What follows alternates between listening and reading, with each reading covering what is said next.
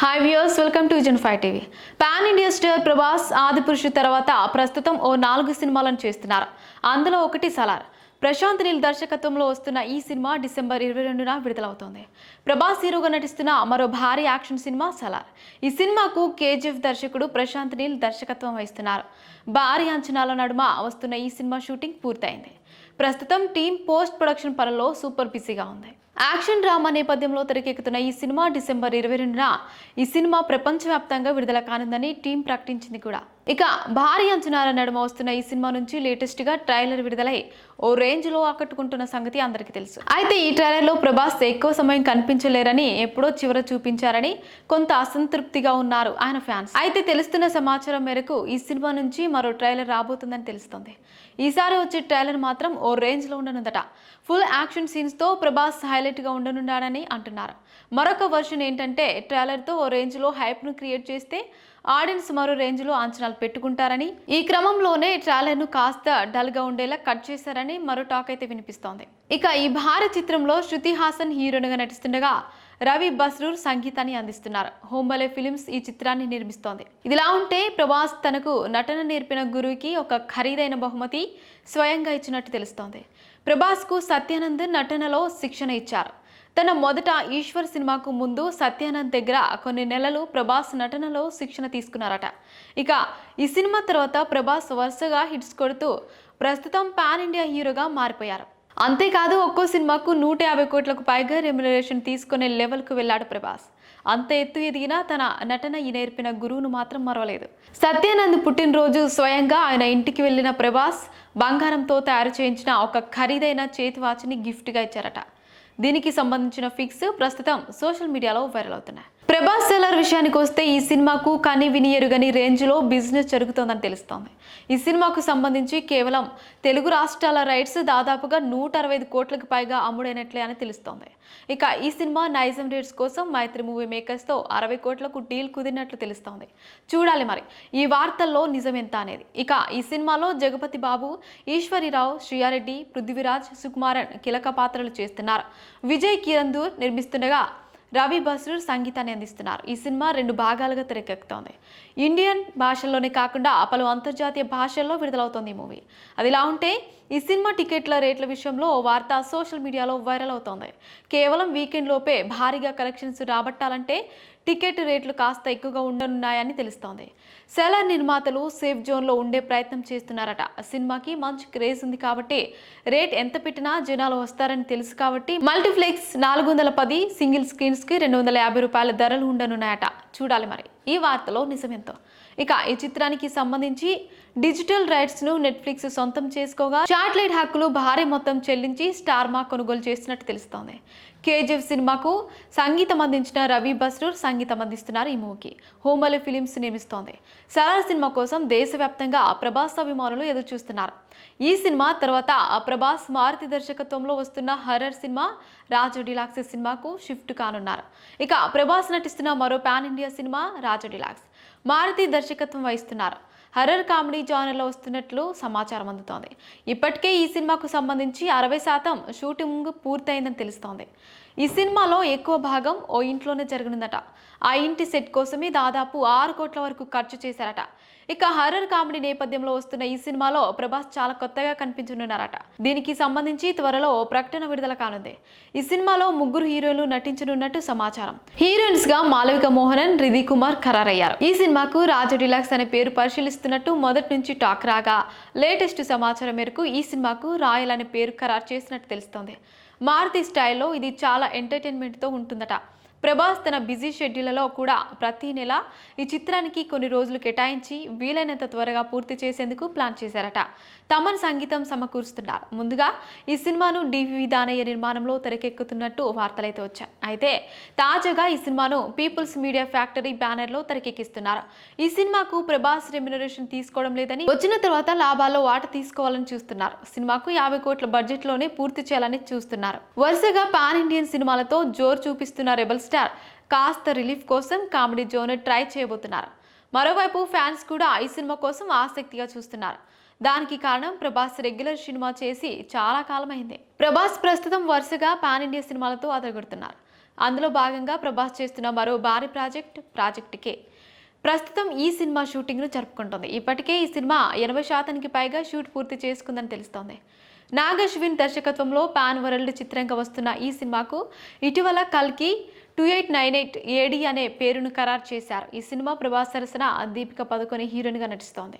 Bollywood big B Amitabh Bachchan ఓ కీలక పాత్రలో నటిస్తున్నారు. ఇక లేటెస్ట్ గా ఈ సినిమాలో కీలక పాత్రలో కమల్ హాసన్ నటిస్తున్నట్టు టీం పేర్కొంది. ఈ సినిమా నైజాం థియేట్రికల్ రైట్స్ భారీ ధరకు అమ్ముడైనట్టు తెలుస్తోంది. ప్రస్తుతం దీనికి సంబంధించి ఓ వార్త సోషల్ మీడియాలో వైరల్ అవుతోంది. ఈ సినిమా నైజాం హక్కులను ఏషియన్ సంస్థ 70 కోట్లకు దక్కించుకున్నట్టు తెలుస్తోంది. ఈ విషయంలో అధికారిక సమాచారం తెలియాల్సి ఉంది. ఇక ఈ సినిమా కథ విషయానికి వస్తే ఈ సినిమా భారతీయ ఇతిహాసం మహాభారతం స్ఫూర్తితో 3వ ప్రపంచ యుద్ధం నేపథ్యంలో వస్తున్నట్టు సోషల్ మీడియా టాక్ వినిపిస్తోంది. ఈ సినిమాలో ప్రభాస్ కర్ణుడిని పోలిన పాత్రలో కనిపించనున్నారని అంటున్నారు. ఇక ఈ భారీ చిత్రంలో సుదీర్ఘమైన 5 యాక్షన్ బ్లాక్లు ఉన్నాయట. ఈ యాక్షన్ సీన్స్ ను ఇప్పటి వరకు ఇండియన్ స్క్రీన్ పై చూడని రీతిలో తెరకెక్కిస్తున్నారట నాగ్ అశ్విన్. ఇక ఈ చిత్రంలో కీలక పాత్రలో కనిపించనున్న హిందీ మెగాస్టార్ అమితాబ్ బచ్చన్ రోల్ మహాభారతంలోని అశ్వత్థామ పాత్రను పోలి ఉంటుందని అంటున్నారు. ప్రాజెక్ట్ కే సినిమా పూర్తిగా బ్లూ మ్యాట్లో తెరకెక్కుతున్నట్టు తెలుస్తోంది. ఇక ఈ చిత్రాన్ని అశ్విని దత్ 500 కోట్లకు పైగా బడ్జెట్తో ఎంతో ప్రతిష్టాత్మకంగా నిర్మిస్తున్నారు. వైజయంతి మూవీస్ బ్యానర్లో వస్తున్న ఈ చిత్రం 2024లో విడుదల కానుంది. సంతోష్ నారాయణ్ సంగీతం అందించనున్నారు. ఇక ప్రభాస్ ఇతర చిత్రాల విషయానికి వస్తే ఓం రౌత్ దర్శకత్వంలో ఆదిపురుష్ అనే సినిమా చేశారు. రామాయణ కథ కావ్యానికి ఇది దృశ్య రూపంగా వచ్చింది. ఈ సినిమాలో రాముడిగా ప్రభాస్ నటించారు. సీతాదేవిగా కృతి సనన్, రావణుడిగా సైఫ్ అలీ ఖాన్, లక్ష్మణుడిగా సన్నీ సింగ్, హనుమంతుడిగా దేవదత్తగా నటించారు. జూన్ 16న విడుదలైన ఈ సినిమాను 400 కోట్లతో తెరకెక్కించారు. ఈ సినిమా కోసం ప్రభాస్ ఏకంగా 150 కోట్ల రెమ్యునరేషన్ తీసుకుంటున్నారని టాక్ వినిపించింది. ఒకవేళ ఇదే నిజమైతే భారతీయ సినిమాలో అత్యధిక పారితోషికం తీసుకునే నటులలో ప్రభాస్ ఒకరని చెప్పవచ్చు.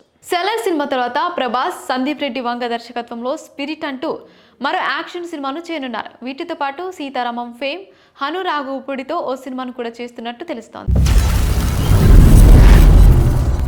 Action star Allu Arjun Pushpa 2 cinema కోసం అభిమానులు ఎంతగానో ఎదురు చూస్తున్నారు. ఈ సినిమాపై ఇండియా వైడ్ అంచనాలు ఉన్నాయి. అయితే తాజాగా పుష్ప 2 నుంచి టాప్ సీక్రెట్ లీక్ అయింది. యాక్షన్ స్టార్ అల్లు అర్జున్ పుష్ప సినిమాతో ఒక్కసారిగా దేశవ్యాప్తంగా పాపులర్ అయ్యారు. ఆయన ప్రస్తుతం పుష్ప 2లో నటిస్తున్నారు. ఈ సినిమా సుకుమార్ దర్శకత్వంలో తెరకెక్కిన పుష్పకు సీక్వెల్ గా వస్తోంది. ప్రస్తుతం ఈ సినిమా షూటింగ్ ను జరుపుకుంటోంది. పుష్ప 1 ఎంత పెద్ద హిట్ అయిందో తేలింది కాదు. ఈ సినిమా తెలుగుతో పాటు హిందీలో కూడా అదరగొట్టింది. ఇక పుష్ప 2 విషయానికి వస్తే ఈ సినిమాలో ఫహద్ ఫాజిల్ విలన్ గా నటిస్తుండగా అల్లు అర్జున్ కు జోడిగా రష్మిక మందన నటిస్తోంది. పుష్ప 2 సినిమా 1000 కోట్ల రూపాయల బాక్సాఫీస్ టార్గెట్ తో తెరకెక్కుతోంది. దాదాపుగా ఈ మూవీ బడ్జెట్ 350 కోట్లని సమాచారం అందుతోంది.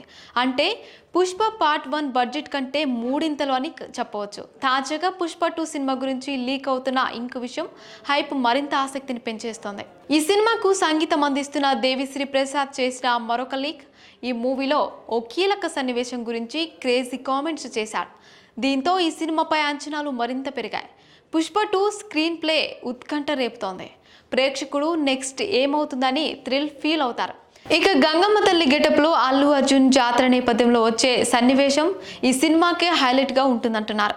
అంతకంటే ఎక్కువ చెప్పకూడదని దేవిశ్రీ ప్రసాద్ అన్నారు. గంగమ్మ జాతర చరిత్ర రాయలసీమలో విశిష్టత ఉంది. అయితే ఆ జాతరలో అల్లు అర్జున్ అమ్మవారి వేషం కట్టి చెలరేగిపోతాడట. ఓ భారీ యాక్షన్ ఎపిసోడ్ ఉంటుందని టాక్ అయితే వినిపిస్తుంది. దేవిశ్రీ ప్రసాద్ ఇదే విషయాన్ని ఇప్పుడు పరోక్షంగా హింట్ ఇచ్చాడని పలువురు భావిస్తున్నారు.